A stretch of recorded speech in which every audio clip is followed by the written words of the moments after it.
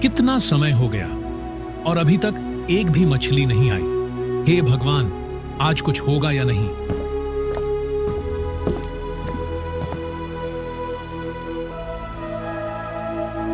बाबा, आज कितनी मछलियां पकड़ी? माँ कह रही थी कि आज जल्दी घर आना, क्योंकि आज घर में चावल नहीं बचा। बेटा, लगता है आज समुद्र ने हमसे रूठने की ठान ली है। अभी तक एक भी मछली नहीं आई जाल में। लेकिन बाबा, कल तो आपने कहा था कि मेहनत करने वालों को भगवान कभी खाली हाथ नहीं लौटाता। हाँ बेटा, कहा तो था, लेकिन शायद भगवान हमें आजमाना चाहता है। धीरे धीरे शाम हो जाती है। किशन के जाल में एक भी मछली न आने के कारण वह अपने बेटे के साथ घर लौट आता है। किशन को खाली हाथ देखकर उसकी पत्नी उससे पूछती है, क्या हुआ, आज खाली हाथ आए हो? तभी किशन गौरी से कहता है, क्या करूं गौरी, आज सुबह से शाम हो गई, लेकिन एक भी मछली जाल में नहीं आई। पता नहीं भगवान हमारी कौन सी परीक्षा ले रहा है। मुझे लगता है भगवान हमें आजमाना नहीं बल्कि भूखा मारना चाहता है। 3 दिन से पेट भरकर खाना नहीं खाया हमने, और अब गोपाल को भी हमारे साथ भूखा सोना पड़ेगा। किशन कुछ नहीं कहता। वह धीरे से अपने टूटे हुए जाल को देखता है। शायद यही उसकी सबसे बड़ी समस्या है, पुराना और फटा हुआ जाल। लेकिन नया जाल खरीदने के लिए उसके पास पैसे नहीं थे। सुनो, मैं सुबह जल्दी निकलूंगा, शायद कल किस्मत अच्छी हो। सिर्फ किस्मत से पेट नहीं भरता किशन, कुछ और करना पड़ेगा। सुबह होती है। किशन अपनी नाव लेकर समुद्र में जाता है और जाल नदी में डाल देता है। वह कई घंटों तक मेहनत करता है, पर जाल खाली ही निकलता है। तभी उसे दूर एक बूढ़ा आदमी दिखता है जो पानी में कुछ खोज रहा था। किशन उसके पास जाता है। बाबा, आप क्या ढूंढ रहे हैं? मेरा चप्पू पानी में गिर गया है और इस वजह से नाव नहीं चला पा रहा हूँ। किशन उसकी मदद करने के लिए आगे बढ़ता है, लेकिन उसे नहीं पता कि यह मुलाकात उसकी जिंदगी बदल देगी। किशन अपनी नाव से झुककर पानी में बूढ़े आदमी का चप्पू ढूंढने की कोशिश करता है। बूढ़े की आंखों में एक अजीब सी चमक होती है, जैसे वह कोई साधारण व्यक्ति न होकर कोई रहस्यमयी इंसान हो। बाबा, लगता है आपका चप्पू ज्यादा गहराई में चला गया है। मुझे नहीं लगता हम उसे ढूंढ पाएंगे। बेटे, सिर्फ चप्पू ही नहीं, कई चीजें गहरी चली जाती हैं, किस्मत भी। लेकिन जो मेहनत करता है उसे खोई चीजें जरूर वापस मिलती हैं। किशन बूढ़े की बातों को अनसुना कर देता है और अपना जाल समुद्र में डालता है। कुछ ही देर में उसे पानी में कुछ भारी महसूस होता है। वह झटके से जाल खींचता है। इसके बाद किशन जो देखता है उससे उसकी आंखें फटी रह जाती हैं। जाल में एक चमकदार मछली फंस जाती है जो सुनहरी रंग की होती है। ये देखकर बूढ़ा आदमी मुस्कुराता है। ये कैसी मछली है? मैंने ऐसी मछली पहले कभी नहीं देखी। ये कोई साधारण मछली नहीं है बेटा। ये मछली तुम्हारी तकदीर बदल सकती है, लेकिन यह तय तुम्हें करना है कि इसे बेचोगे, खाओगे या छोड़ दोगे। किशन सोच में पड़ जाता है। वह मन ही मन विचार करता है। अगर इसे बेचूंगा तो कुछ दिनों के लिए अच्छा खाना मिलेगा। अगर इसे घर ले जाऊं तो गौरी और गोपाल खुश होंगे। लेकिन अगर यह सच में कोई चमत्कारी मछली हुई तो? किशन नाव को लेकर धीरे धीरे किनारे की ओर बढ़ रहा था। उसने उस सुनहरी मछली को नाव में छुपाकर रख लिया। बूढ़ा आदमी अब भी मुस्कुरा रहा था, जैसे उसे पहले से पता हो कि किशन आगे क्या करेगा। मैंने आज तक किसी मछली को जिंदा पकड़कर नहीं रखा, सबको बेच दिया। पर इस बार कुछ सोचकर किशन मछली को धीरे धीरे पानी में छोड़ देता है। मछली कुछ पल तक वहीं तैरती रही, फिर अचानक पानी में वह ओझल हो गई। किशन को ऐसा करता देख बूढ़ा आदमी उससे कहता है, तुम्हारा दिल साफ है किशन, तुमने लालच को हराया है। बाबा, आखिर आप कौन हैं? और यह मछली? मैं कोई साधारण बूढ़ा नहीं हूँ बेटा। यह मछली वर्षों से इंसानों की परीक्षा लेती आ रही है। जिसे लालच में अंधा पाती है, वह मछुआरा अपने ही दुर्भाग्य से घिर जाता है। लेकिन जो इसे छोड़ देता है, उसका जीवन बदल जाता है। क्या? तो क्या अब मेरी गरीबी मिट जाएगी? इसके बाद बूढ़ा आदमी मुस्कुराया और धीरे धीरे उसकी आकृति धुंधली होने लगी। आखिर बूढ़ा आदमी वहां से गायब हो गया।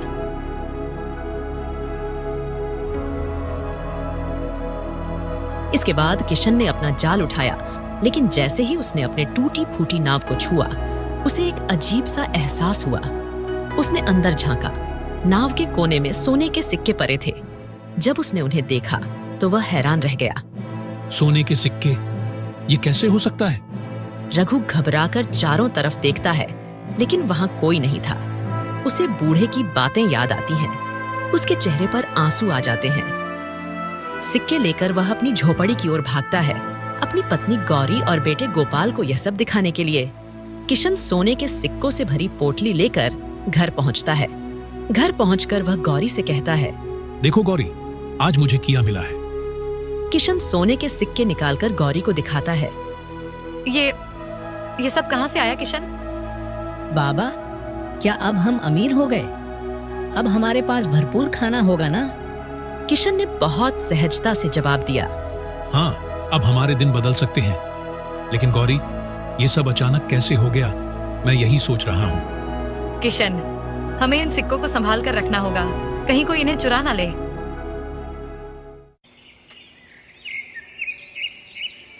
अगली सुबह किशन अपने बेटे गोपाल के लिए नए कपड़े और गौरी के लिए एक साड़ी लेने निकला।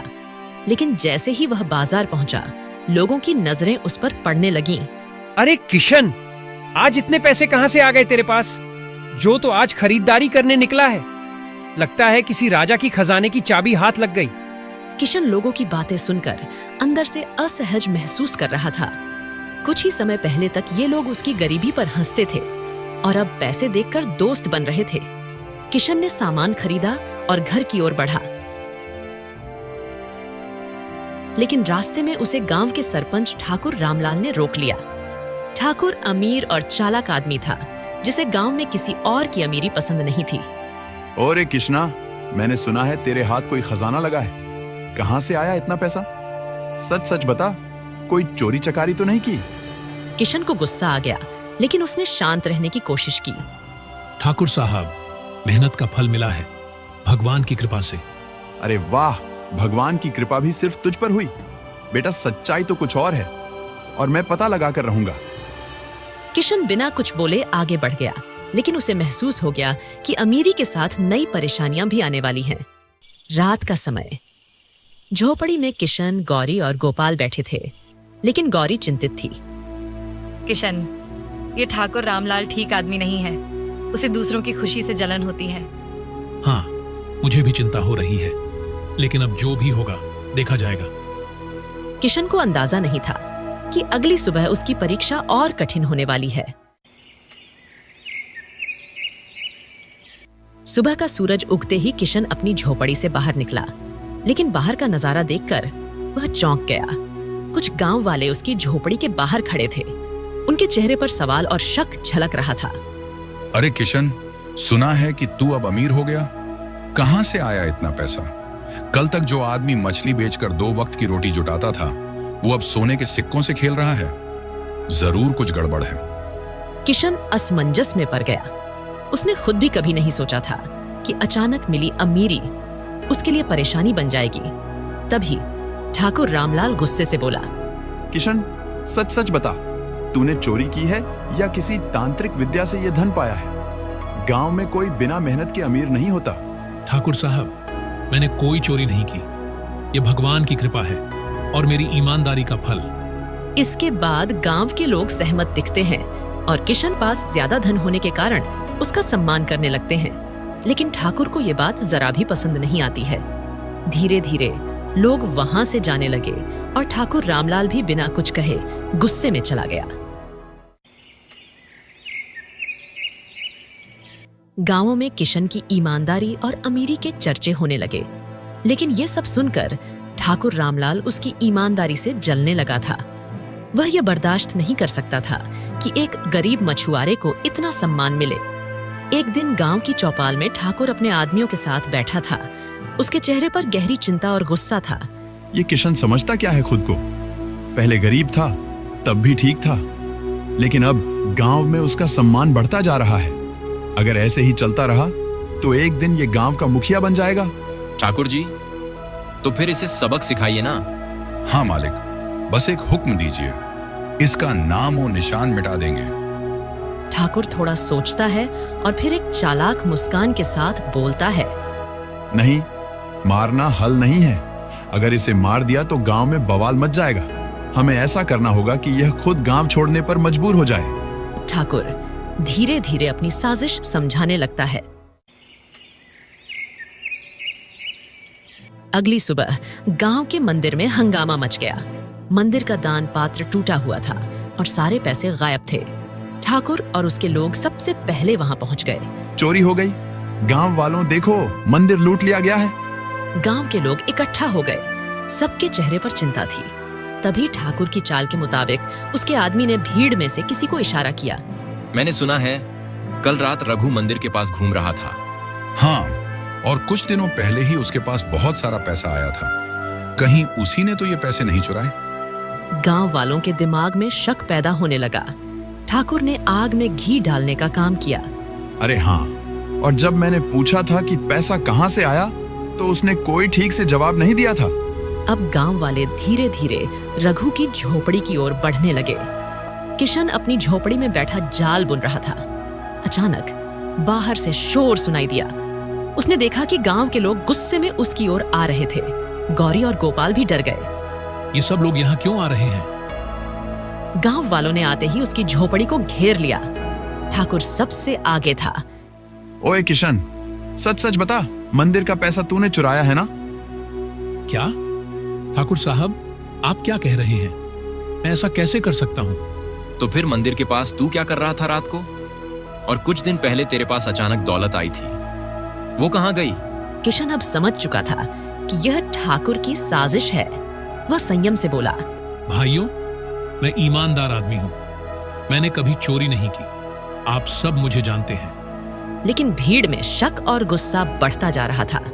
तभी ठाकुर ने मौके का फायदा उठाया और चिल्लाया, अगर तूने चोरी नहीं की तो सबूत ला, नहीं तो गांव छोड़कर चला जा। किशन का मन भर आया। उसकी आंखें भीग गईं। उसने सोचा कि यही वे लोग हैं जिनके साथ वह बड़ा हुआ, जिनके लिए उसने हमेशा अच्छा चाहा, और आज वही लोग उसे अपराधी समझ रहे थे। किशन, अब हम क्या करेंगे? गौरी, जब अपने ही पराये हो जाए तो वहां रहने का कोई मतलब नहीं। हम यह गांव छोड़ देंगे। गांव वालों ने सुना और आपस में बातें करने लगे। देखो, ये खुद ही गांव छोड़ने को तैयार है। जरूर इसी ने चोरी की होगी। इतना कहकर वह आदमी किशन की झोंपड़ी में से सारे सोने के सिक्के निकालकर ले आता है। किशन ने एक बार फिर गांव की ओर देखा, जहां उसने अपना पूरा जीवन बिताया था। इसके बाद किशन, गौरी और गोपाल पैदल ही गांव से बाहर निकल पड़े। उनके पास कुछ नहीं बचा था, बस उनकी ईमानदारी और आत्मसम्मान। गांव के कुछ लोग पीछे खड़े उन्हें जाते हुए देख रहे थे। कुछ की आंखों में पछतावा था तो कुछ अब भी गलतफहमी में थे। लेकिन सबसे संतुष्ट चेहरा ठाकुर रामलाल का था, क्योंकि उसकी साजिश कामयाब हो गई थी। दोपहर का समय, तीनों एक घने जंगल से गुजर रहे थे। गौरी और गोपाल थक चुके थे, लेकिन किशन का हौसला कायम था। बाबा, हमें अब कहाँ जाना है? बेटा, जहाँ हमारी मेहनत हमें रोटी देगी वहीं हमारा नया घर होगा। लेकिन किशन, हमारे पास कुछ भी नहीं है। हम कहाँ रहेंगे? क्या खाएंगे? देखो, भगवान जब एक रास्ता बंद करता है तो दूसरा खोल देता है। चलते चलते वे एक नदी के पास पहुंच जाते हैं। नदी को देखकर किशन कहता है, सुनो गौरी, यह नदी हमारे लिए रोजी रोटी का जरिया बन सकती है। इसके बाद किशन ने वहीं नदी के किनारे एक छोटी सी झोपड़ी बनाने का फैसला किया। वह जंगल से लकड़ियां काट कर लाया और कुछ ही दिनों में एक छोटी लेकिन मजबूत झोपड़ी तैयार कर दी। अब उनकी जिंदगी की नई शुरुआत हो चुकी थी। अगली सुबह किशन नदी में मछलियां पकड़ने गया। नदी पर पहुंचकर उसने जाल नदी में डाल दिया। कुछ ही घंटों की मेहनत के बाद किशन ने काफी सारी मछलियां पकड़ ली। धीरे धीरे किशन मछलियां पकड़कर पास के एक गांव में बेचने लगा।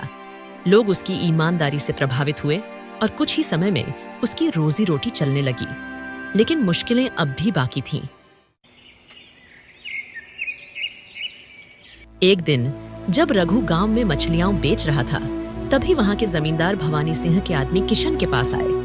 भवानी सिंह क्रूर और लालची आदमी था। अरे ओ मछुआरे, ये नदी जमींदार साहब की है, यहाँ मछलियां पकड़ने के लिए कर देना होगा। लेकिन पानी पर किसी का अधिकार कैसे हो सकता है? ज्यादा सवाल मत कर। अगर जिंदा रहना चाहता है तो जमींदार को हर हफ्ते मछलियों का हिस्सा दे। किशन ने अपना सिर झुका लिया। यह नई जगह थी, नए लोग थे। उसे फिर से एक लालची आदमी का सामना करना पड़ रहा था। किशन गुस्से में था, लेकिन शांत दिमाग से सोच रहा था। अगर मैं इसी तरह मुसीबतों से भागता रहा तो कहीं का नहीं रहूंगा। फिर उसके दिमाग में एक योजना आई। अगली सुबह किशन ने गांव वालों को इकट्ठा किया। भाइयों, यह पानी किसी का नहीं है, यह हमारी धरती की धरोहर है। हम सभी मेहनत करते हैं, फिर हमें किसी को कर क्यों देना पड़े? गांव वाले आपस में फुसफुसाने लगे। पहले वे डरे हुए थे, लेकिन रघु की बात में सच्चाई थी। ये किशन सही कह रहा है। यह नदी हमारे पूर्वजों की देन है, इस पर किसी जमींदार का हक नहीं हो सकता। अगर आज हम डर गए तो ये लोग हमें हमेशा लूटते रहेंगे। धीरे धीरे गांव वालों में हिम्मत आने लगी। वे किशन के साथ खड़े हो गए।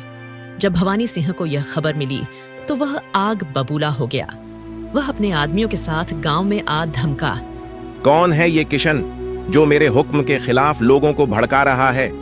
मैं हूं किशन, और मैं कोई बगावत नहीं कर रहा, बस अपना हक मांग रहा हूं। हक? गरीबों का कोई हक नहीं होता। तुम लोग मेरे कहे बिना कुछ नहीं कर सकते। लेकिन इस बार गांव वाले डरने के बजाय एक साथ खड़े हो गए।